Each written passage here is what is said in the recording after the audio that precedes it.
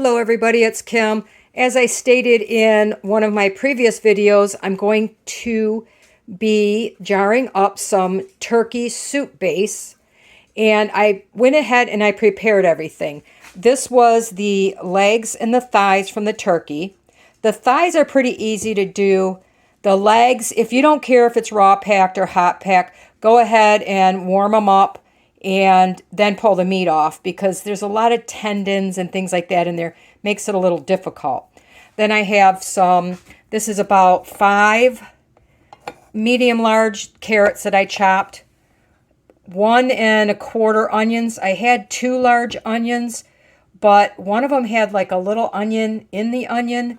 The 2 outer rings were good, and then where that papery part is, it had like it was just not appetizing. So I pulled that stuff out, chopped up the middle, and the good parts went into my next bag of soup stock. This is some parsley that I grew and dried, and celery. We don't use a lot of celery. My brother doesn't really like it, but I always put it in my chicken/turkey soup.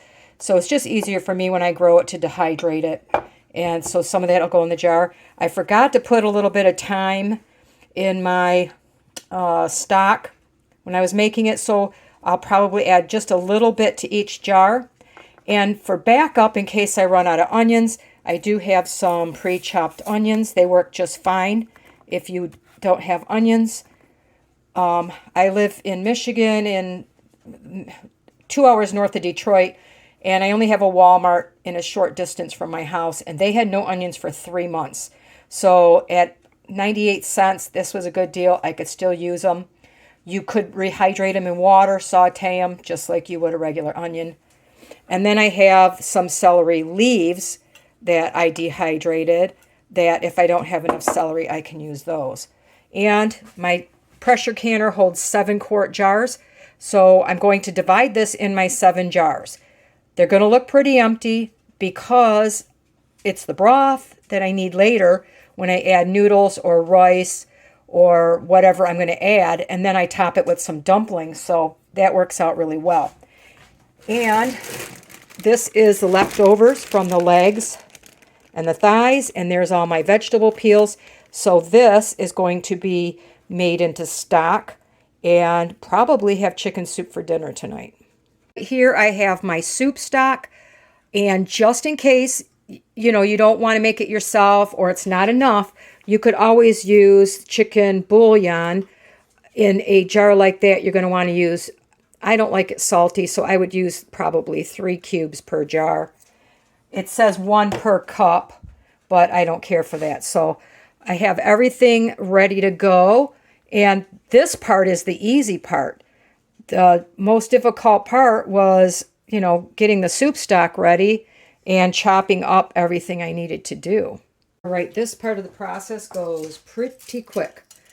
I want to get rid of my little bowl, so I'm going to put a teaspoon or so of my celery in each jar. I don't need this for that. Hopefully, like I said, I have enough. If I don't, I still have the celery leaves. The nice thing about making your own soup, you could put what you like. You like lots of celery, add lots of celery. You don't like celery, don't add much. Put it in your broth for a little bit of flavor and don't add it to your jars. And that's okay. So make it how you guys like it. A little bit of celery left. I'm going to add a little bit more to each jar. Just a little. And I think I'll save some for my next soup. I'm going to add a teaspoon each of parsley. Again, add what you like. You like a lot, you don't like it, leave it out. In my broth, I have some garlic. And I think I probably, because I like garlic, I forgot to get that out. I buy the pre-chopped stuff. So I'm going to get that out after I get all of my other ingredients in. And I'm going to I just use a little. I don't want much. Prefer the thyme in my broth. So I'm just going to add, this container is difficult to get it out of, so I'm going to sprinkle some in my hand. And just put a pinch in each jar, I think. Good size pinch. Just easier that way. And then the rest I'll throw in with this celery for my next stock. All right, so that is all my dry ingredients. You see how fast that went. Now I'm going to do my carrots. I measured out so I would have about a 1/4 cup per jar. So again, if I had more carrots, I might add more. I don't need that again. If I have, one of these, if I had enough extra, I would have turned it into a pot pie filling, which is super easy to do. Basically, it's the same, just add more carrots, onions. You could add corn. Fresh peas, to me, they get a little bit mushy, so I don't really add those. And more meat, and then fill it with the broth. And when you go to use it, then you thicken the broth, put your meat in it, let it warm up, put it in your pot pie or your shell, and you're done. Now, the last thing I need to do for now, once again, it's going to depend on how much you want to use, but I figured about a 1/2 cup per, which this is a 1/4 cup, so I'm going to go through once. Have more meat, use it. If you buy the cans, you don't really get a whole lot of meat in there if you look at it. So remember, this is going to look kind of empty because I'm going to be adding noodles and such later. And, I still make a pretty thick soup. I can add noodles or rice. Once again, you could thicken it, pour it over mashed potatoes, whatever you guys like to do. Make a pot pie, put it over noodles or rice, and you can have a quick meal. In these times of uncertainty, where our food prices are raising ridiculously fast, you need to stock up on anything you can right now. All right. Double check, make sure I have all my ingredients. I believe so. Nope, onions. Gotta have my onions. Onions are a little sparse. I'm going to start with a 1/4 cup each. I don't even know if I have a 1/4 cup, so I may have to use some of the dry ones, which is fine. Just makes your jars look a little less full. If you make a pot pie, you could add, or you could actually make a turkey stew. Add your, what they call mirepoix, your basics, your onion, celery, carrots, and then go ahead and add potatoes, or like I said, corn, whatever you like, and fill it up to about 1 inch headspace. Fill it with your broth, and then can that. All you would have to do is thicken your broth later. As you can okay, so you can see I do not have enough onions, so I'm going to add a good heaping tablespoon of my dry ones. That should be plenty. I'm not huge on onions. I like the flavor, but I don't like to eat onions plain. So we kind of compromise here. I put a little less onion for me and a little less celery for my brother. The last step is for filling the jars, I should say. So let me get set the broth off to the side. Now, I do not make a crystal clear broth. I don't care. I strain it through, one of those hand strainers. If I wanted a super clear broth, I would go through all this trouble of straining it through coffee filters, but to be honest, it's just not. I like the extra bits in there. So now what I'm going to do is just ladle my broth into the jars, and I'm going to bring it up to about this bottom ring. I measured, and just at the bottom of this is a 1 inch headspace, which is what I need for my soup. Okay.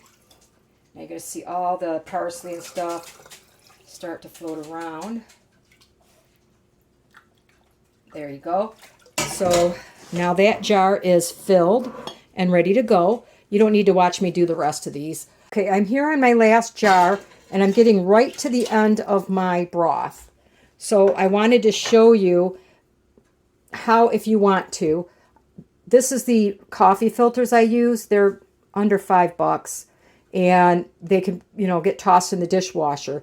But the reason I do this at the very last jar is there's quite a lot of sediment at the bottom of the pots. If you don't care for that in your soup, then you could put it through this filter, and it'll take out any, pieces that are not so appetizing looking. And you have to make sure you don't have a lot of the grease left in it or the fat, because the filter does clog up pretty quick. And I kind of was hoping I would have just enough to finish this jar, and I do. And like I said, the bottom of the pan has bits that you might not find so appetizing. I don't know how well you could see them in there. See the sediment at the very bottom? So I don't think I'm actually going to get to that part, but it does get mixed up in here. So I'm going to just strain it out. Oh, it's going to get a little too full, I think.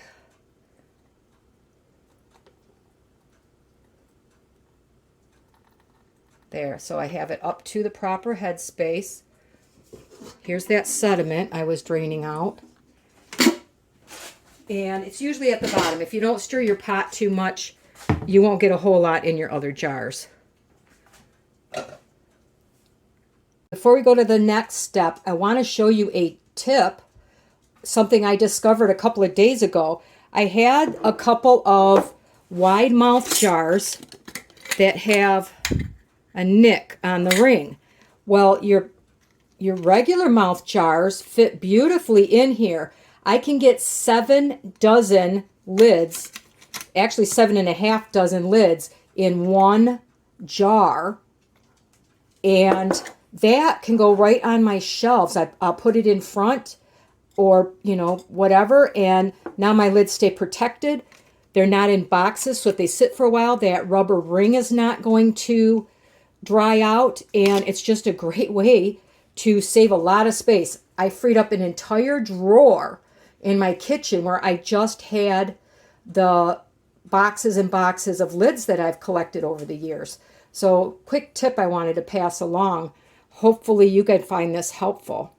The next step you do with all your jars, you can put on your lids. A little bit warm for me, so I use my little magnet.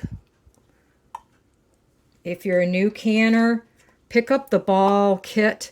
It has a debubbler, which I did not debubble. I have to do that yet. It has a debubbler, it has the magnet, and it has the tongs, the jar lifter that you need to get your jars in and out. Probably not as important to debubble on these, but that meat's a little, could get compacted in the bottom. Now I'm going to have to I can't say that fast. Wipe my rims one more time. Just want to make sure that my jars are clean. If you don't can a lot, write yourself a list, step by step. Fill jars to how tall you need them to fill. Your recipes will tell you 1 inch of headspace, 1/2 inch, 1/4 inch, 1/8 inch, whatever. And then remember to debubble. And then wipe your rims and warm up your lids if you're going to do that, or wash your lids in hot soapy water and rinse well. And then, put your lids on and tighten them finger tight so you don't forget any of the steps. One thing I could have added to these that make them really good is some lemon juice. I'm out of it. So when I warm up my soup, I add a tablespoon or 2, and it just brings out this fresh pop of flavor, which is really good in chicken soup. So something to think about. Flavor it the way you like it. Okay, finger tight. It's not that big a deal. Put your lid on, if you tend to crank it too far, you put your fingers on here and turn. Okay, my jar is going to spin if I'm getting too tight. See that? Or if you want to, you can crank it and then back it off just so it's loose. You have to allow this jar to get the vacuum, which means all the air is going to get pushed out through this lid before it can seal. You don't want air left in this jar. So it's important to put your lids on just a tiny bit loose so that the air can get out of your jars, okay? Or you can crank it and back it off just enough that it's loose. And it's basically the same as finger tight. I have a habit of doing that just because that's how I was taught. I wasn't taught to put my fingers on the lid, and it's just not a habit for me. But however you do it, make sure you leave that little bit of looseness. And when you take them out and actually let them sit for 24 hours, they may just be like this, and you can almost not this, but these could be super loose. As long as your jars seal, you're great. All right, my last step, and I've shown you this in many videos, these are going in my pressure canner. My pressure canner water is just warm. It's a little bit warmer than my broth in these jars. I do not like to put varying temperatures of the liquids together. So this is mostly liquid. These I'm not so worried about, but I do not want this jar to get shocked, which can cause it to crack or break. And then I turn my heat on medium. I learned the hard way. I try to rush it and turn it up pretty high to get that little vent to start steaming. And it ends up where I had to crack jar or they siphon really bad. So I'm going to take these, my pressure canners, across the room. I'm going to move my jars over there, get them in, get it going. And then for quarts, you're going to pressure for 90 minutes. Let your temperature come down naturally. Do not rush it. Do not put it under cold water. Do not move the jiggler. It's going to take a few hours to get this completely done, and you just have to make time for it. And then you take your jars out and set them on out of the drafts and let them cool till tomorrow. Minimum 12 hours.